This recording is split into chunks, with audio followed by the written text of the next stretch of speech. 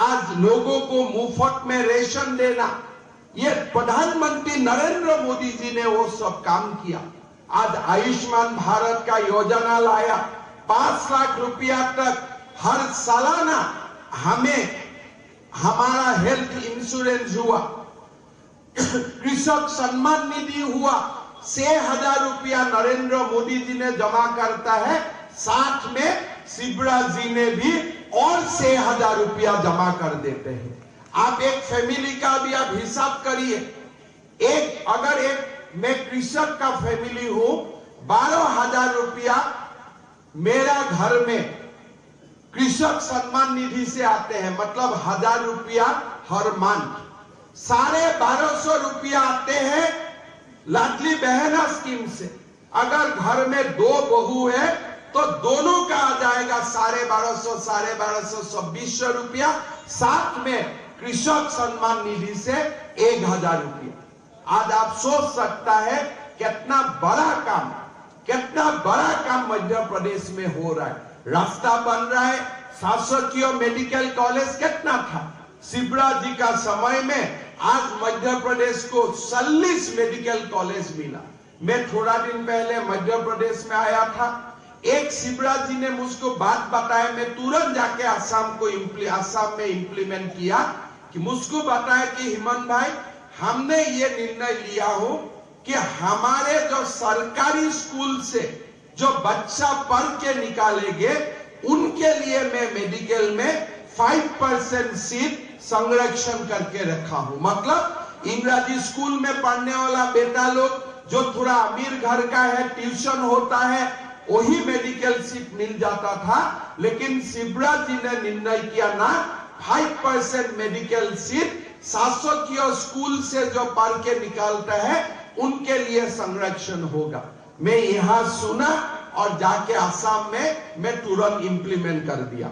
मैं यहां में लाडली बहना स्कीम का बारे में सुना और आसाम में जाके मैं वो भी इंप्लीमेंट कर दिया। अभी आसाम में भी आपका आशीर्वाद से वो स्कीम मैंने शुरू कर दिया।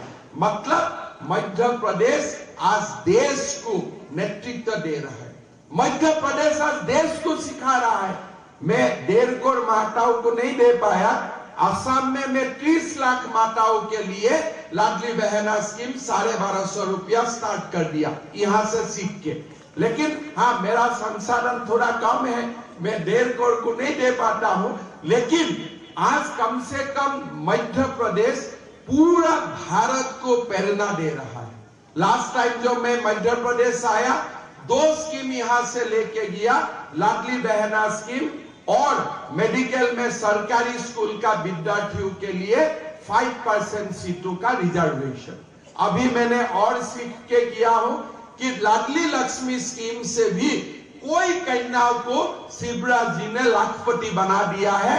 आगे जाके वो स्कीम भी मैं आसाम में इंप्लीमेंट करने के लिए मैं सोचूंगा। मतलब आज मध्य प्रदेश पूरा देश को नेतृत्व दे रहा है। भाई और बहनों, आप लोग ये सुनाई, जो इलेक्शन आता है वो समय जो हिंदू हो जाता है, वो लोग का बात आप लोग छोड़ दीजिए, वो लोग का पीछे पड़ेगा तो कोई रास्ता हम लोग को दिखाई नहीं देगा। आज आप देखिए, कमलनाथ जी जन्मदिन करता है, केक का ऊपर हनुमान जी का सभी अंकन, प्रतिमा को अंकन करता है, फिर ब्लेड से उनको काटते हैं खाने के लिए। अरे क्या हनुमान जी खाने का चीज है क्या? हनुमान जी क्या खाने का चीज है? और आप खुद बोलता है मैं हनुमान भक्त हूं। भाई, अगर आप हनुमान भक्त होता था, जन्मदिन कोई हनुमान मंदिर में जाके प्रार्थना करता था और यही हनुमान भक्त होता है। कहां इंग्रज का केक और कहां हमारा भारत का हनुमान? आप लोग कंपेयर करके देखिए, यही है कांग्रेस का। अभी हमारा भूपेश बघेल जी ने छत्तीसगढ़ में एक महादेव ऐप निकाला है, वो कोई बेटिंग ऐप जहां के 500 करोड़ रुपया का घोटाला हुआ। मैंने छत्तीसगढ़ में परसों दिन बोला, अरे कोई ऐप निकालना ही था, भूपेश ऐप बना देता था, हिमंत ऐप बना देता था, क्यों महादेव को पकड़ के ले आया ये सब काम में? एक छत्तीसगढ़ में महादेव को ऐप में ले आते हैं और यहाँ कमलनाथ जी हनुमान को केक में लेके आते हैं। आप देखिए, यहाँ हनुमान जी को केक में लेके आते हैं। मैं कमलनाथ जी को मिला नहीं बहुत दिन, मिलने से मैं बोलूंगा कि आपको अपना हनुमान भक्त दिखाना ही है, तब दूसरा काम कर सकता था। क्यों? केक में तो कोई केक में अंडा भी होता है, हनुमान तो निरामिष होता है कंप्लीटली। आप जाके हनुमान को केक में उठा लिया। तो ये सारे, जब आप किसी को नकल करने जाते हो गड़बड़ी हो ही जाएगा। आप नकल करने का कोशिश मत करो, ओरिजिन बनो ना। 2018 सन का पहले कभी किसी ने सुना था कमलनाथ जी और हनुमान जी का बारे में? कोई दिन वो हनुमान मंदिर नहीं जाते थे। लेकिन अब जब उनको लगा कि देश में हिंदू को अपमान करके अभी और कोई मुख्यमंत्री नहीं बन सकता है, तब वो लोग हिंदू बनने का नाटक शुरू किया। कम से कम बीजेपी ने तो एक बात पक्का कर दिया कि मध्य प्रदेश में जिसको भी सीएम बनना होगा उनको एक हिंदू होना ही पड़ेगा। ये बात तो कम से कम आज बीजेपी और मध्य प्रदेश देश का जनता ने पक्का कर दिया। भाई और बहनों, मैं असम में रहता हूं, भारत में घूमते रहता हूं। दिग्विजय सिंह जी हिंदू का खिलाफ इतना बातें बोलता है, कभी खून गर्म हो जाते हैं। हिंदू का खिलाफ हर दिन बोलना उनका एक फैशन हो गया। कमलनाथ बोलता है मैं हनुमान भक्त हूं, और दिग्विजय सिंह अगर मुंह खुलता है तो हिंदू को गाली देके मुंह खोलता है, और मुंह बंद करता है वो भी हिंदू को गाली देते ही मुंह बंद करता है। ये दोनों का बीच में कपड़ा फोड़ने का सिलसिला होना ही चाहिए, और ऐसा ही वो लोग ढंग छोड़ जाना चाहिए। मैं यही भगवान को प्रार्थना करता हूं, जब तक ये कांग्रेस पार्टी देश से खत्म नहीं होगा, देश का समस्या ही बनते रहेगा। ये मैं जानता हूं, मैं इसको विश्वास भी करता हूं। भाई और बहनों, पंधाना हमारा बीजेपी का शुभ चिंतक से भरा हुआ है। ये सीट से हमेशा बीजेपी जीतता है, और यहाँ आके बाबा जोगेश्वर धाम का सामने खड़ा होके खुद को मैं अपने आप को पवित्र अनुभव कर रहा हूं।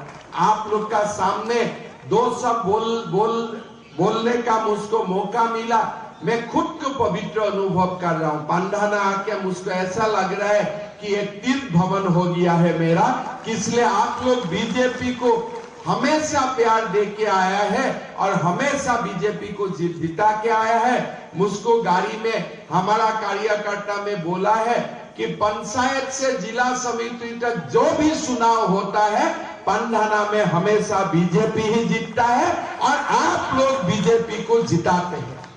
इस बार हमारा सायाजी को जिताएगा कि नहीं जिताएगा? जिताएगा तो जिताएगा कि नहीं? जीतेगा कि नहीं जीतेगा? एकदम सायाजी को जिताना पड़ेगा। और 22 जनवरी का बाद सारे लोग एक बार राम मंदिर भी जाके आना पड़ेगा, ठीक है ना? और साथ में मैं और एक आप लोग को न्योता देता हूं। राम मंदिर तो नजदीक है, मध्य प्रदेश का, उत्तर प्रदेश नजदीक है। जीवन में एक बार मां कामाख्या का भी दर्शन कीजिए।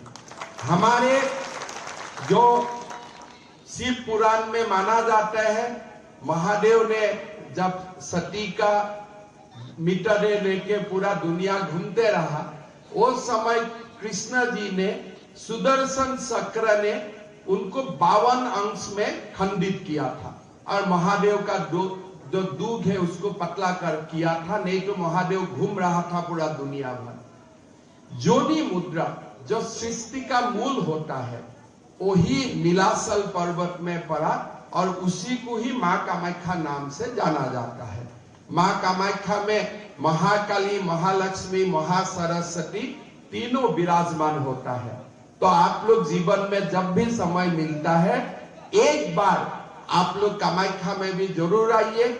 और जब मैं मुख्यमंत्री होते हुए अगर आप लोग को आना है तो सायाजी को बोल दीजिए, बाकी व्यवस्था मैं कर दूंगा। आप लोगों को सारा व्यवस्था मेरा होगा, इसलिए पंधाना भी मेरे लिए तीर्थ भूमि है, कामाख्या भी तीर्थ भूमि है। ये तो बीजेपी का तीर्थ भूमि है, ये वो सारा हिंदू का तीर्थ भूमि है।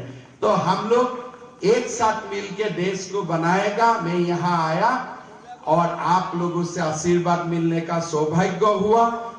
कोई गलती से भी कांग्रेस को वोट मत दीजिए। कांग्रेस को वोट देने का मतलब देश का बाबर लोगों को एनकरेज मिलना है। अगर कांग्रेस को अब वोट देता है तो औरंगजेब लोगों को विटामिन मिल जाते हैं।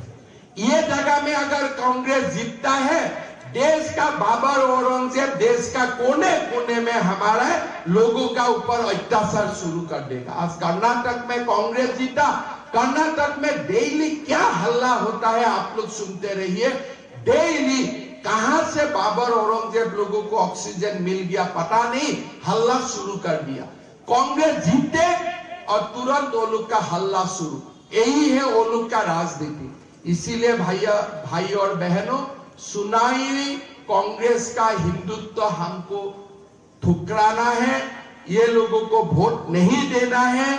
साया दीदी को भरपूर वोट से पंधाना से जिताना है। आप लोगों को धन्यवाद देता हूं। फिर मिलूंगा। आप लोगों को दोबारा असम में निमंत्रण देते